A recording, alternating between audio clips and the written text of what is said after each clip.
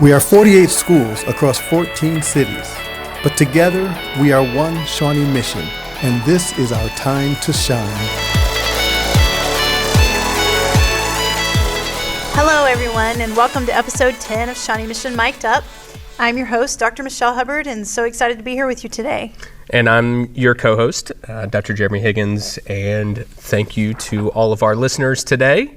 Glad that you are all here and joining us. Absolutely. So, Dr. Higgins, in the last episode, we spent some time talking about chronic absenteeism, and we had Cecilia Leong from Attendance Works that joined us. Do you have any great thoughts after listening to that podcast? I know it's just a very riveting topic for a lot of people, and I say that a little bit jokingly because it's probably not the most exciting thing to be talking about, but it is extremely important, for us as a district. As we're looking at our data points and reflecting on that, obviously this chronic absenteeism is one that is a point of interest for us and a point of improvement that we really need to improve on. Right. I think the thing that was the most, alarming for me, I don't know if alarming is the right word, but that stood out the most to me was this correlation between students that were chronically absent and scored in levels 1 and even levels 2 of the Kansas State assessment. And so while that was just one form of assessment, I have to imagine it correlates across the board in regards to academic improvement. Yeah, absolutely. And also, not only that piece, but looking at our youngest learners and those rates of chronic absenteeism, and also some of our elder statesmen, some of our juniors and seniors, just thinking about how can we get those younger kids really invested early on, make sure they're in school, that those early years are so critically important, but also not losing sight of those seniors who maybe are nearing the end of their K-12 journey and still keeping them engaged in the learning, in the school, all of those things. I think it just sets lifelong patterns too in regards to that showing up matters, having a great work ethic and showing up on the job site every single day and really finishing strong for those seniors, regardless of what your job is right now for those seniors. Right. It's finishing strong. So. Yeah. One thing I've thought of just kind of reflecting on my own personal practice with my own kids is, appointments happen, right? And doctor's appointments, dentist appointments, but really trying to be cognizant of when we can fit those into the schedules. That's something I was just thinking about myself. And all right, how can we be better at this? So maybe the kids aren't missing a half day or aren't missing a full day. I know it's tough, and those appointments, they have to happen, right? But trying to minimize the impact of the kids coming out of school, I think, is something as a parent important for me to think about and realize. So I like your reflection as a parent. That's awesome. Yeah. So with winter rapidly approaching, and honestly, we've already had snow on the ground, much to my dismay. I thought this was a perfect opportunity to talk about snow days. I love this time of year. I love the snow.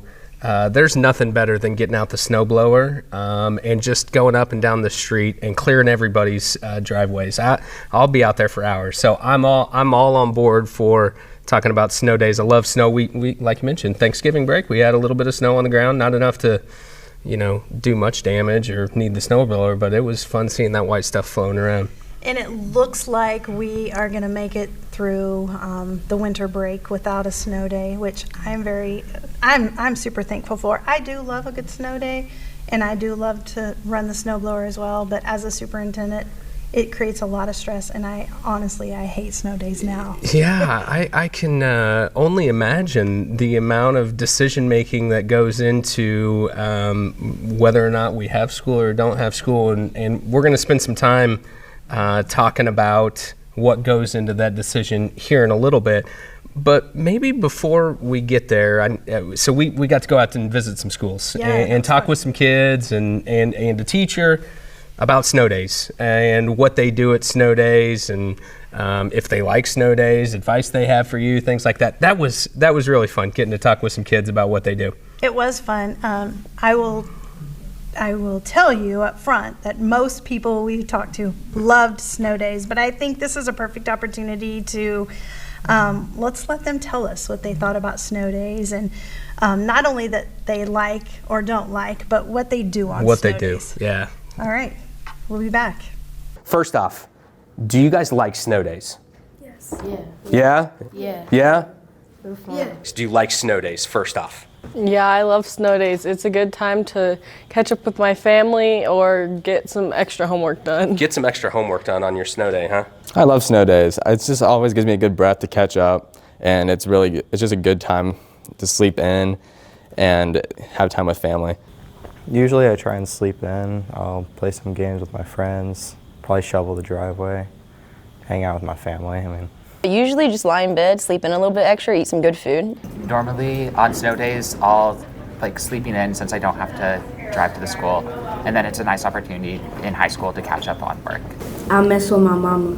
Play video games and like to go outside and play with my friends a lot. Look at my phone.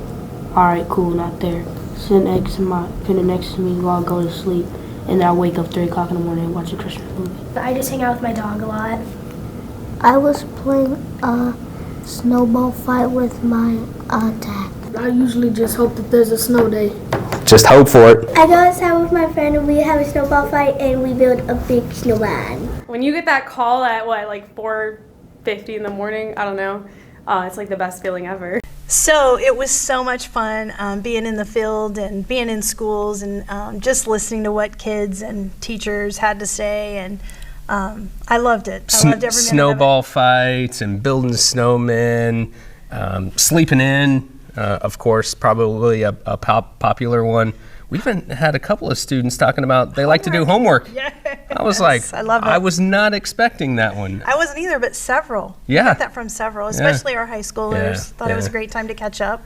Yeah. So, and you know, it was kind of funny. We had a couple of our friends that said they actually didn't like snow days, and I you know, I think that there's one group of our administrators who would agree with those first grade students who said they didn't like snow days, and that's our athletic directors. Absolutely. You know, snow days create a lot of issues when it comes to athletics and activities and rescheduling and can we have practice, can we not have practice? So I know our athletic directors don't exactly love snow days either. They might be one of the few people in the entire school district that don't. Yeah, I would agree with that. I would agree with that. So let's talk about a little behind the scenes. And you know, a lot of people, they just are waiting for that tweet to come through or to see it on the news that school's canceled. But obviously, there's a lot that goes into that decision. Can you give us some kind of behind the scenes info, some you know, top secret info on how what goes into that decision? I say this jokingly, but at the same time, it's really very true that deciding whether we're going to school on a snow day or not is one of the most difficult decisions that superintendents have to make. And I sometimes talk to retired superintendents, and they all tell me that they just don't miss snow days or having to make that decision because there's so many factors that I don't think people realize that go into this decision. And I'm so very fortunate that I do have the opportunity to collaborate with the Johnson County superintendents, and oftentimes the Wyandotte County superintendents will join us as well. But just some of the things that we have to consider, the timing of the storm is really important in making a snow day decision, because we have to make sure that we can keep our parking lots clean, our sidewalks clean, and that we can keep them clean so that people are safe, right. Especially our teenage drivers. I mean, our parent drivers are so important, but those teenage drivers sometimes that haven't been driving very long and just maybe aren't experienced, which we heard from our students Yep. as we met with them out in our schools. But that's really important. Staffing is extremely important. It's important to note that anytime the weather is bad, our attendance is not as good as it should be in regards to staff. For whatever reason, I'm uncomfortable driving in the snow, or maybe my child's daycare facility or other school that they may attend has already canceled, and so therefore I can't work today. And so substitutes are really important for us on those days. And so we have to collaborate with our Kelly services that provide us subs and ensure that they can get the subs to us, right? We have to collaborate with DS Bus to ensure that they have drivers that that they can fully staff their drivers. We don't want kids sitting at bus stops. Yeah, out in the cold. Absolutely, right. And that's another factor, is how long kids have to stand at bus stops and wait. And so all those really are extremely important. And then we also have to ensure that our operations team can pull off. Again, the timing of the storm is so very important. Yeah. Trust me, when I can call a snow day the night before, it's amazing for me too.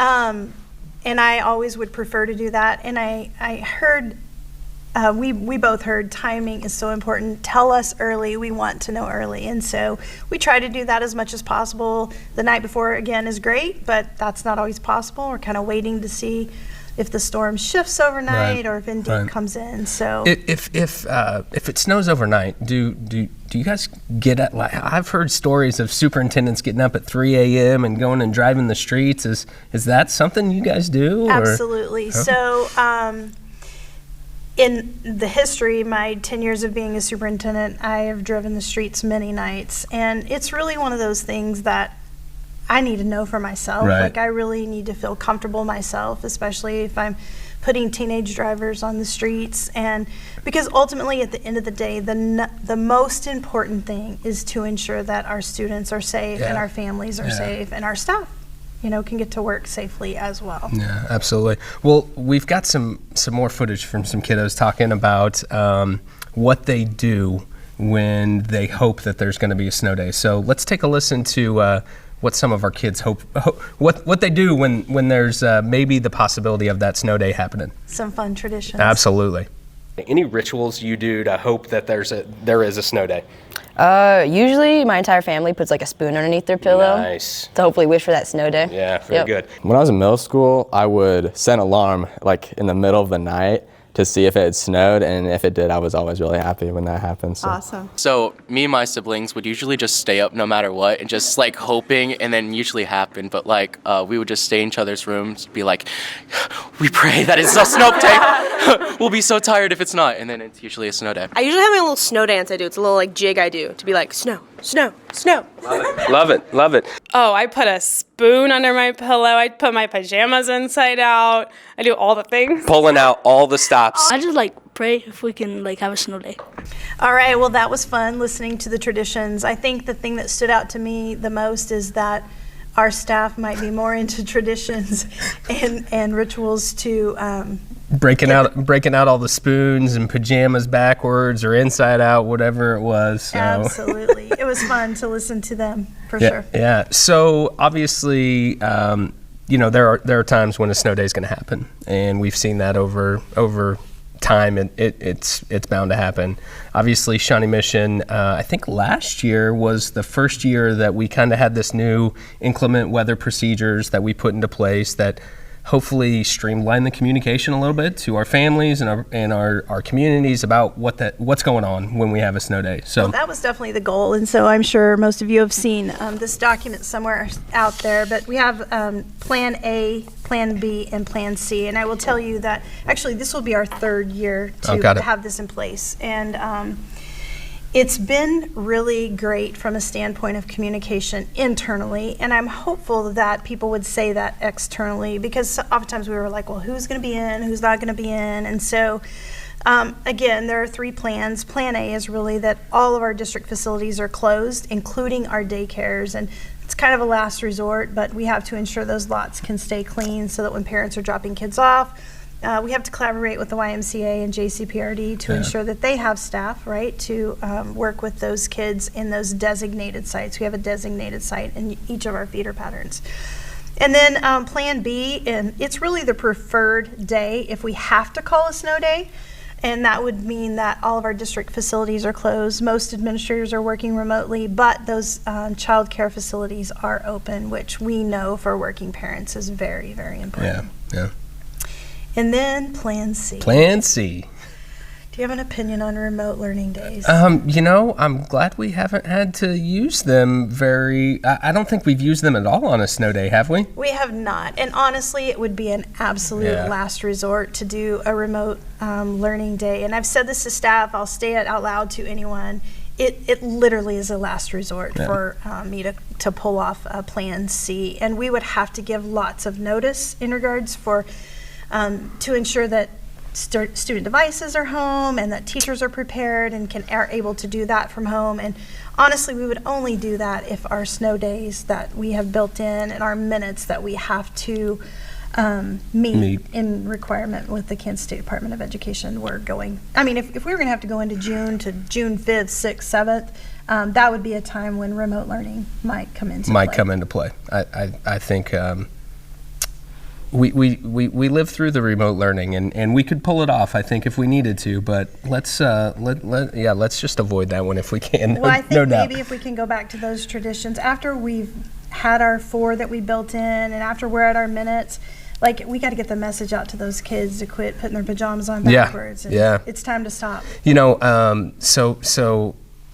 I guess one more, quick question for you. How much do you get blown up on Twitter from, high schoolers when there's a snow day? They're just hoping and praying for that snow day.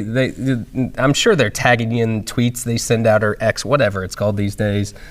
So what I would say about that, I get tagged on X a lot, but those are my favorite. Yeah, those are fun. Emails. Last year I had an email from a student at Shawnee Mission South, and it was amazing about why it was so necessary for a snow day for the next day. And she was amazing. It made me laugh. It's one I kept. Every once in a while you keep those emails, but it was one I kept. But yes, and a couple years ago at the Center for Academic Achievement, I can see into a classroom from my office, and the kids in that classroom were holding up signs saying we need a snow day. We need a snow day. Yes. They always have advice for you, I'm sure, which we've got some footage from when we were out in the schools about advice for the superintendent when considering a snow day. I love their advice, but I think you all should hear it as well. It's great.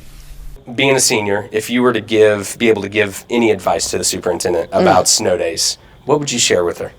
Call them a little bit earlier, just like not 10 minutes before school starts, but like maybe 2 hours. Yeah, so you can actually sleep in. Yeah, absolutely. Think of the kids. You don't want them to be wet at school. So if there's snow on the ground, I'd say just call it.